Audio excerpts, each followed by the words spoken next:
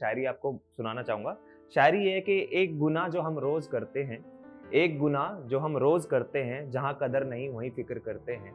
सवाल आपके जवाब हमारे। Welcome to Teach Monks. मेरा नाम है मनीष चौधरी। काफी सारे बच्चे हमें कमेंट कर रहे हैं, वो जानना चाहते हैं कि जैसे टीजीटी है, पीजीटी है, हमारे इसका जो सेक्शन बी होता है इसके सिलेबस के बारे में। उसमें से एक बच्चे ने कमेंट किया हुआ है कि sir please TGT natural science की भी बता दो एक बार, क्योंकि इसके काफी सारी वीडियोस पे कमेंट थे और भी बच्चों के कमेंट्स थे। वो जानना चाहते हैं कि नेचुरल साइंस का सिलेबस क्या है, क्योंकि उन्हें कहीं पर भी ये सिलेबस नहीं मिल रहा है। तो आज की वीडियो उन बच्चों के लिए जो नेचुरल साइंस का सिलेबस जानना चाहते हैं, यानी कि पार्ट बी टीजीटी के अंदर।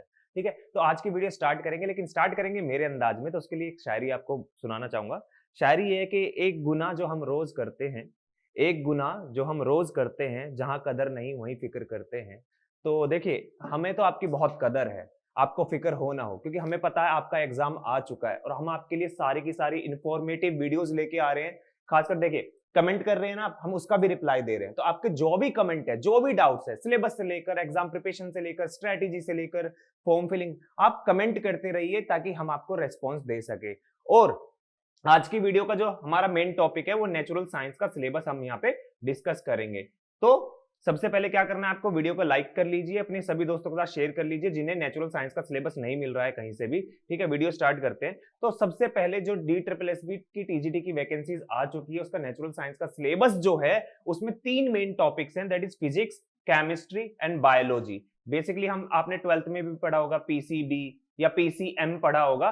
ठीक है, तो याद रखेंगे जो मेन आपका सिलेबस इसमें से आएगा वो पीसीबी से आएगा नेचुरल साइंस के अंदर। अब इसके सब टॉपिक्स की भी बात कर लेते हैं कि इसके सब टॉपिक्स क्या हैं।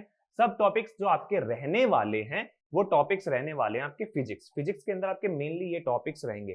साथ के साथ वीडियो में मैं आपको ये भी एक्सप्लेन करूंगा कि आपको पढ़ना कैसे, कहां से पढ़ना है। तो वीडियो को एंड तक देखिएगा। सिर्फ ऐसा नहीं है कि मैं आपको सिर्फ सिलेबस बता रहा हूं, आपको प्रॉपर स्ट्रेटेजी भी बताऊंगा कि किस तरीके से एग्जाम क्रैक करना है।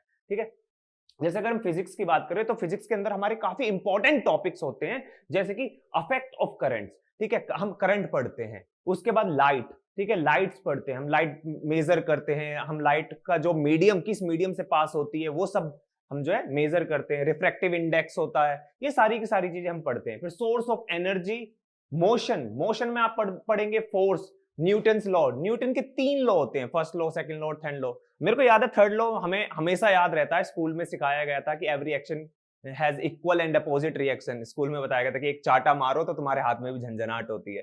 ठीक है, तो इस तरीके से मुझे थर्ड लॉ ऑफ मोशन हमेशा याद रहता है, क्योंकि स्कूल में तो आपको पता होगा बच्चे तो ज्यादातर मारपीट में रहते हैं जो बैक बेंचर होते हैं, तो इसलिए। ठीक है, फिर ग्रेविटेशन से आपको पढ़ना है, जिसमें आपको वर्क, एनर्जी एंड पावर ये सब पढ़ना होगा।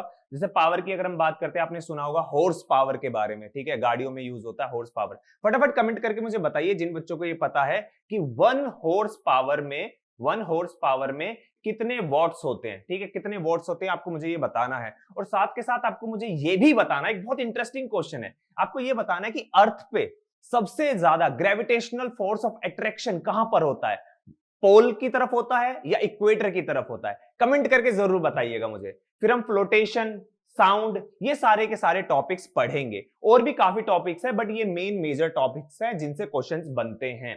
ठीक है, नेक्स्ट अगर हम बात करें, नेक्स्ट आपका सिलेबस आता है केमिस्ट्री। केमिस्ट्री हमेशा मेरी स्कूल में ना बहुत फेवरेट सब्जेक्ट रहा है, तो इसलिए हम केमिस्ट्री के बारे में बात कर लेते हैं। इसमें आपको मैटर पढ़ना होगा। इसमें मैटर में आपको उसका nature, behaviour, state of matter पढ़ना होगा। आपने सुना होगा स्टेट ऑफ मैटर में क्या होता है, लिक्विड, सॉलिड, गैस, इस तरीके से। आप मुझे ये बताइए कि टोटल, कमेंट करके बताइएगा, टोटल कितने मैटर ऑफ स्टेट्स होते हैं आज तक। ठीक है, उसके बाद आप पढ़ेंगे laws of chemicals and combination, structure of atoms. फिर आप पढ़ेंगे पीरियोडिक क्लासिफिकेशन ऑफ एलिमेंट्स, आपने पीरियोडिक टेबल पढ़ा होगा, वो सारा का सारा आपको पढ़ना होगा। उसके साथ साथ आपका chemical substance, chemical reaction, metals and non metals आपको पता होने चाहिए। आप मुझे ये बताइए, ये भी कमेंट करके बताइए कि ऐसा कौन सा वो मेटल है जिसको हम नाइफ से काट सकते हैं। और एक ये भी आपको कमेंट करना है, अभी कमेंट कीजिए, वीडियो को पॉज कर लीजिए, कमेंट करके ये बताइए कि कौन सा वो मेटल है जिसको हम केरोसिन के अंदर रखते हैं। ठीक है, तो आपको ये जवाब देना है मुझे।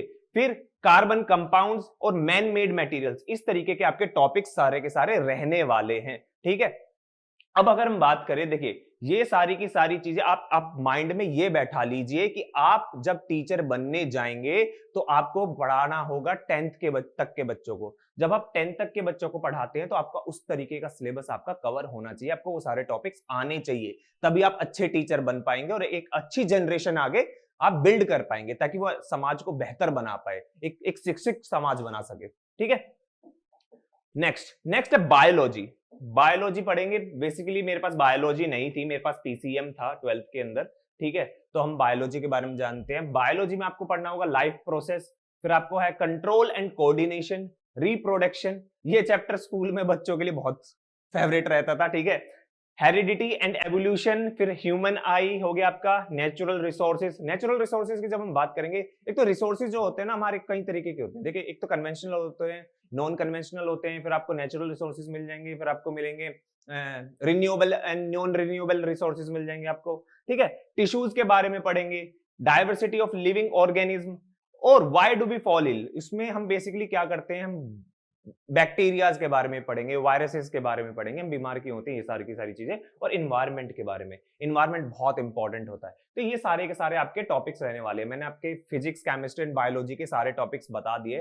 अब बात करते हैं कि इनको पढ़ना कहां से, कैसे पढ़ना है। बेसिकली ये जो सारा का सारा आपका सिलेबस आएगा ना, वो आपका सिलेबस आएगा 6 से 12 तक की क्लास का, मोस्टली आपका वही सिलेबस आएगा। और यहाँ पर टीच मॉन्क्स पे हम वही सारी चीजें कवर कराएंगे। और एनसीईआरटी सारे बच्चे नहीं पढ़ सकते हैं, तो उसके लिए हम आपको नोट्स भी प्रोवाइड कराएंगे। तो जल्द से जल्द टीच मॉन्क्स पे सारी की सारी क्लासेस स्टार्ट होने वाली है। तो चैनल को फटाफट सब्सक्राइब कर लीजिए। जो भी आपके सवाल हैं वो सारे के सारे कमेंट कीजिए, किसी भी चीज से रिलेटेड। देखिए, हम 1-on-1 कॉन्वर्सेशन कर रहे हैं, आपने देखा होगा मैं आपके हर एक जो कमेंट्स आते हैं, जो सवाल आते हैं, उनका जवाब देता हूं। ठीक है, तो इसलिए कमेंट करते रहिएगा और वीडियो को अपने सभी दोस्तों के साथ शेयर कीजिएगा जो नेचुरल साइंस के अंदर अप्लाई करने वाले हैं, उन सभी के साथ। ठीक है, और सब्सक्राइब करना तो आप भूलिएगा ही मत, क्योंकि मैंने आपको पहले ही बता दिया, क्योंकि हम जल्द ही ये सारा का सारा लेक्चर स्टार्ट करने वाले हैं।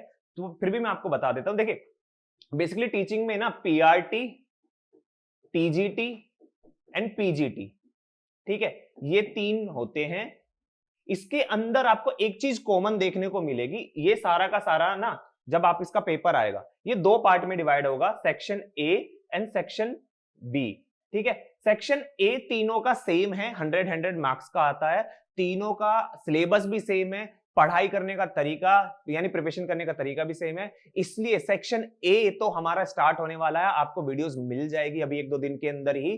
तो फटाफट सब्सक्राइब कर लीजिए। जितना मैं पढ़ा दूंगा सेक्शन ए के अंदर, आपको उसी में से पेपर मिल जाएगा, उससे बाहर नहीं मिलेगा। बट आपको क्या करना होगा, रिपीटेड प्रैक्टिस करनी होगी। जब तक आप रिपीटेशन में प्रैक्टिस नहीं करेंगे, तब तक मेरे पढ़ाने का भी कोई फायदा नहीं होगा। क्योंकि हमारे अंदर ना एक बहुत अच्छी हैबिट है, हम अच्छी चीजें बहुत जल्दी भूल जाते हैं। तो जैसा पढ़ोगे ना तो आप भूलोगे बहुत जल्दी, तो उसको माइंड में रिटेन करने का एक ही तरीका है, रिपीटेड रिवीजन। जो मैं आपको पढ़ाता रहूं, रिपीटेड रिवाइज करेंगे। मैं जो आपसे सवाल करूंगा, आप मुझे कमेंट करेंगे, तब जाकर आपका वो अच्छे से प्रिपेयर हो जाएगा। फिर बात आती है सेक्शन बी की। सेक्शन बी का आता है आपका जो सब्जेक्ट स्पेसिफिक होता है, जैसे कि नेचुरल साइंस की हमने यहाँ पे बात करी है। ठीक है, तो ये सब चीजें हम कवर करेंगे, लेकिन सबसे मेन हमारा अभी के लिए सेक्शन ए टारगेट है। तो सेक्शन ए के लिए बने रहिएगा टीच मॉन्क्स के साथ, और चैनल को सब्सक्राइब करना मत भूलिएगा। और जो भी मैंने आपसे सवाल किए उनके कमेंट जरूर कीजिएगा। आज के लिए इतना ही, थैंक यू।